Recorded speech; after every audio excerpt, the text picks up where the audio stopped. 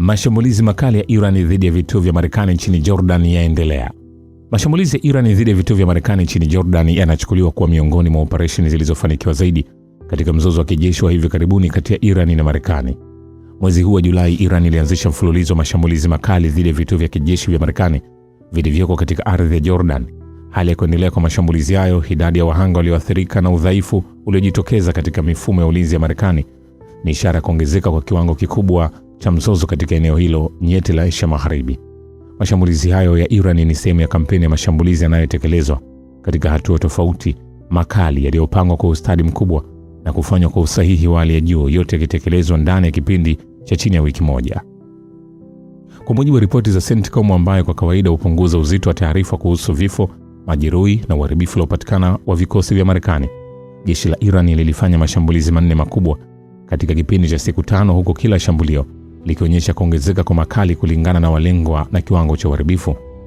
Shambulio la kwanza lililenga kambi ya kijeshi ya Marekani kwenye kituo cha jeshi la anga cha Mfalme Faisal na kusababisha majeraha kwa wanajeshi 5.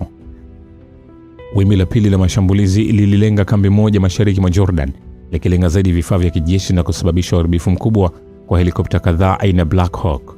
Tukio la tatu lilitokea kwenye kituo cha jeshi la anga cha Muwafaq Salti. Takriban wanajeshi 20 wa Marekani walijeruhiwa katika tukio hilo, ingawa kamandi kuu ya Marekani CENTCOM ilidai kuwa hakukuwa na vifo. Shambulio la 4 na baya zaidi pia lilifanyika kwenye kambi hiyo hiyo ya Al Salti mnamo tarehe 17 Julai. Iran ilitekeleza shambulio la mwisho na la nguvu kwa kutumia mchanganyiko wa makombora yanayolenga shabaha kwa usahihi wa hali ya juu na ndege zisizo na rubani. Shambulio hilo lililenga moja kwa moja maeneo yaliyokuwa na wanajeshi wa Marekani. Mnamo tarehe 18 Julai, CENTCOM ilithibitisha kuwa wanajeshi 2 wa Marekani waliuawa huku mmoja akitoweka, ambapo wengine 4 walijeruhiwa katika shambulio hilo. Baadaye CENTCOM ilitangaza kupatikana kwa mabaki ya mwanajeshi huyo aliyekuwa ametoweka. Baadhi ya ripoti zinaonyesha kuwa makombora hayo, mbali na kusafiri kwa kasi kubwa, kulibadili mwelekeo yanapokaribia shabaha iliyolengwa ardhini na hivyo kufanikiwa kupenya mifumo ya ulinzi wa anga ya Marekani. Mbali na vifo vya askari, kulikuwa na uharibifu mkubwa uliofanyika dhidi ya zana za kijeshi za adui. Kuhusu shambulio la Julai 16, Iran ilitangaza kwamba ilishambulia kituo cha anga cha Muwafaq Salti ikilenga mfumo wake wa rada, mtandao wa mawasiliano na vituo vya mafuta. Jeshi la Walinzi wa Mapinduzi ya Kiislamu baadaye likasema kwamba shambulio la Julai 18 kwenye kituo hicho liliharibu ndege zisizopungua 5 za kivita.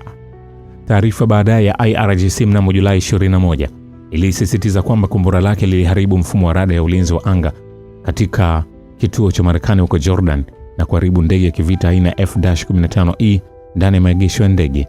Katika mashambulizi ya hivi karibuni ya makombora ya Iran, uwanja wa ndege wa kimataifa wa Mfalme Hussein katika mji wa Aqaba ulipigwa kwa makombora kadhaa. Picha zilizosambazwa zinaonyesha moshi mkubwa mweusi ukipaa angani kufuatia athari za makombora ballistic ya Iran, jambo linaloashiria kuwa makombora hayo yalilenga maeneo ya kijeshi yaliyokusudiwa katika uwanja huo wa ndege. Kwa sasa idadi kubwa ya ndege za kijeshi za Marekani zimehamishiwa kwenye uwanja huo katika kambi za Marekani katika Ghuba ya Uajemi, ikiwa ni pamoja na ndege za doria za baharini aina P-8A na ndege za uchukuzi aina C-17 na C-130 za jeshi la anga la Marekani. Kwa mujibu wa CENTCOM, kufikia tarehe 19 Julai, jumla ya vifo vya Wamarekani vilikuwa vimefikia 16, huku idadi ya majeruhi ikiwa ni 427. Mashambulizi ya Iran dhidi ya Jordan yamekuwa na matokeo makubwa. Makombora ya Iran yalivuruga juhudi zote za Jordan za kujaribu kuficha uwepo kambi za kijeshi za Marekani katika ardhi yake, kambi ambazo zilianzishwa kwa usiri mkubwa.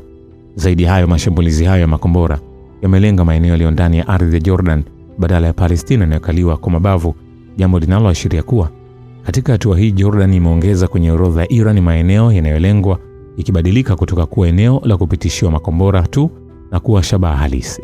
Kwa mtazamo wa kijeshi, mashambulizi haya yamefichua uhalifu mkubwa katika mifumo ya Marekani ya kuzuia makombora pale inapokabiliwa na mashambulizi ya makombora mengi kwa wakati mmoja, pamoja na teknolojia mpya ya makombora ya Iran. Makubwa ya mashambulizi ya Iran katika medani ya vita dhidi ya vituo vya kijeshi vya Marekani kwenye nchi za Kiarabu imeibua hofu na wasiwasi mkubwa kwa makamanda wakuu wa Marekani. Vile vile, Rais Masoud Pezeshkian wa Iran amesema kuwa hakuna sababu yoyote wala mipaka ya kijiografia inayoweza kuvunja uhusiano wa kindugu na wa kihistoria uliopo kati ya Jamhuri ya Kiislamu ya Iran na Iraq. Akizungumza wakati wa hafla ya kupokea hati za utambulisho za balozi mpya wa Iraq nchini Iran, Yasiri Abdul Zahara Al-Hajjaj, Pezeshkian alimtakia mafanikio kwenye kipindi chake cha uwakilishi wa kidiplomasia na kusisitiza kuwa uhusiano kati ya Iran na Iraq una mizizi ya kina. Vilevile mkuu wa majeshi ya Iran Meja Jenerali Amir Hatami ametoa onyo kali kwamba uvamizi wowote wa nchi kavu wa jeshi la Marekani utakabiliwa na jibu la kijeshi la kuangamiza. Amesisitiza kuwa mamilioni ya Wairani wako tayari kuwakabili wavamizi kwa kila nyenzo walionayo, huku majeshi ya ulinzi yakiwa katika utayari wa hali ya juu dhidi ya uchokozi wowote. Akizungumza wakati wa ziara yake kwenye vitengo mbalimbali vya jeshi la nchi kavu, kikosi cha ulinzi wa anga na jeshi la anga kwenye mkoa wa Isfahan siku ya Jumatano, Jenerali Hatami amesema kuwa tawala adui zimefanya kila hila dhidi ya askari wa Iran, lakini zimeshindwa kulegeza azma yao ya kulinda nchi. Akirejelea matarajio ya Marekani wakati wa operesheni zao zilizofeli kusini mwa Isfahan, Jenerali Hatami amesema Washington imefanya makosa makubwa ya kimahesabu. Jenerali Hatami amesisitiza kuwa Iran haijawahi kuamini maadui zake katika kuheshimu ahadi zao za makubaliano yaliyofikiwa wakati wa mazungumzo, na hivyo huchukua hatua za kuendelea kuimarisha utayari wake wa kijeshi. Aidha, kamanda huyo ameonyesha imani yake katika ustahimilivu wa taifa la Iran na kusema taifa la Iran ni taifa lenye heshima kubwa duniani. Akiangazia msimamo wa kijeshi wa Iran kwenye eneo la Asia Magharibi, kamanda huyo amesema kuwa nchi imesimama kidete dhidi ya mataifa makubwa ya kijeshi duniani kwenye kipindi cha vita viwili vya hivi karibuni.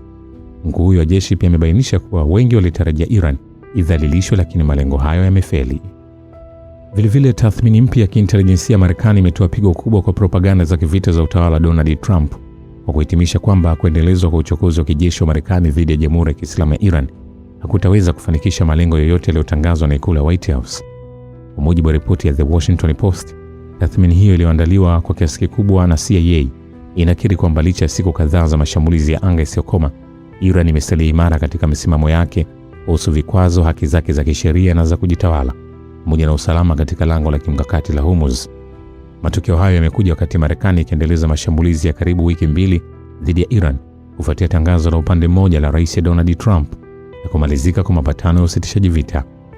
Mashambulizi hayo yamesababisha vifo vya Wairani kadhaa, wakiwemo watoto, huku wanajeshi 3 wa Marekani wakiuawa katika operesheni za kulipiza kisasi za Iran. Vikosi vya Marekani vimeshambulia maeneo mengi ya Iran kwenye kipindi cha wiki mbili, ikiwemo miundombinu ya kiraia kama madaraja, reli, hospitali, mabomba ya maji safi na vituo vya umeme.